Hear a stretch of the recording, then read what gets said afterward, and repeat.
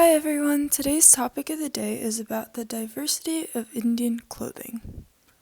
To start off, we will first discuss the history and origins of some of these pieces. During the time of the Indus Valley Civilization, clothes were made using locally grown cotton. As society progressed in ancient times, the rich started wearing imported silk while the rest wore local fabric. Additionally, at this time, jewelry was made out of gold, silver, copper, turquoise, quartz, and other gems.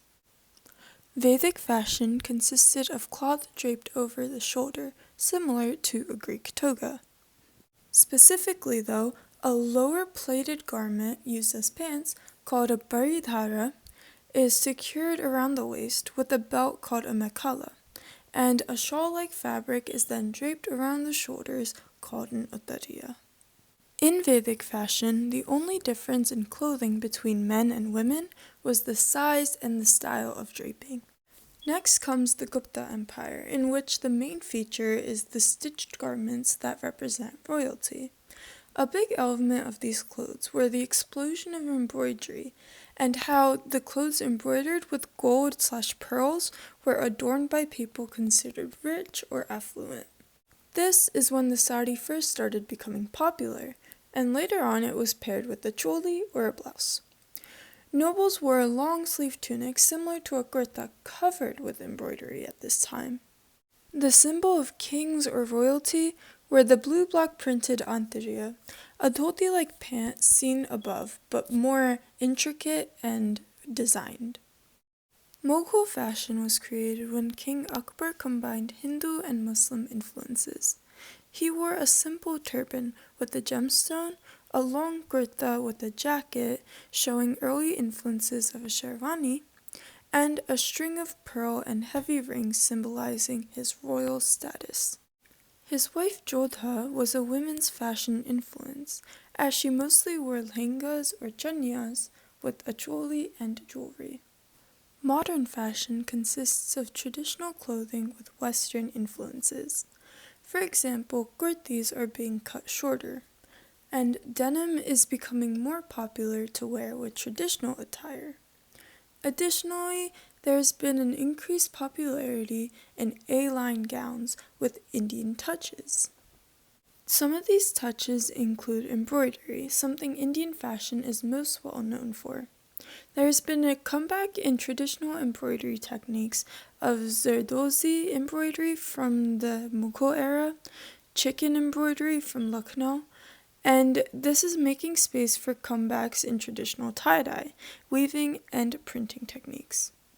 Now we'll discuss some general pieces that are worn all throughout the country.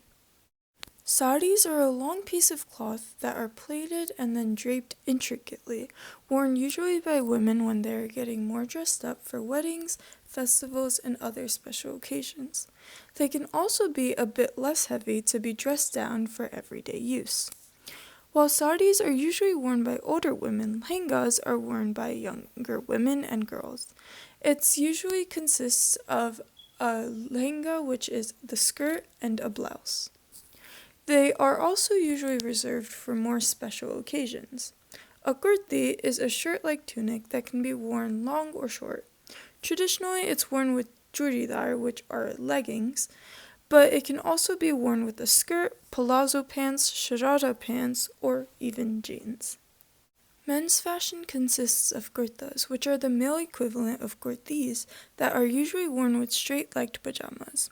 In more dressy occasions, they wear sherwanis, which are jackets that are worn buttoned up.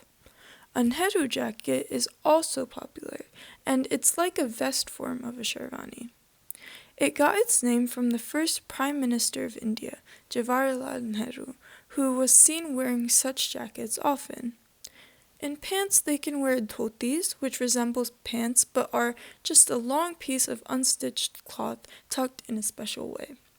Dhotis are traditionally worn by pundits. Another popular lower is a lungi, a piece of cloth tied around the waist. Since it's made of cotton, it's worn in warmer climates like the south, and it's preferred by fishermen as it dries quickly. Finally, we'll talk about the regional pieces that are important to certain states. First up, the northern state of Punjab. One of Punjab's biggest fashions is the patiala suit. They consist of a shorter kurti on top of a pleated pant. Punjab is also famous for the combination of the salwar and kameez. In some parts of the state, it is worn by men also. Punjab houses Sikhs, which is why pagdis and patkas are very important for their culture. Punjab is also well known for its vibrant colors, as seen by its traditional fulkari design. In the western state of Rajasthan, men wear angurkhas along with the regular clothing. Rajput men wear them to their ankles, while other people wear them to their hips. Men also wear pagdis, and they are decorated and made more elaborate during weddings and other festivals and are called safas. Some distinct features of Rajasthan design are bandhani and lahariya, which are tie-dyeing techniques, and kotapatti work. In the southern state of Kerala, both men and women wear white as it is a symbol of purity and elegance. Men wear a white lungi-like bottom called a mundu. This is paired with a shawl draping their shoulders called a melmundu. In modern days, they also pair it with a white t-shirt. During special occasions, they also wear a jubba, which is usually made of silk and is embroidered. Women wear mundam niryatam, which is a pair of mundams that one is worn like a skirt and one is worn with a blouse to resemble a sari. Finally, we travel east to West Bengal. Their iconic white outfit is called a Garud sari, and it is made with a red border and is popular during Durga Puja, weddings, and other religious ceremonies. The Dhakai Jamdani, which originated in Dhaka, is known for its Panna Hazar or Thousand Emeralds pattern. The Baluchari sari is a silk sari that is traditionally embroidered in gold, depicting historical and religious scenes from Hindu mythology.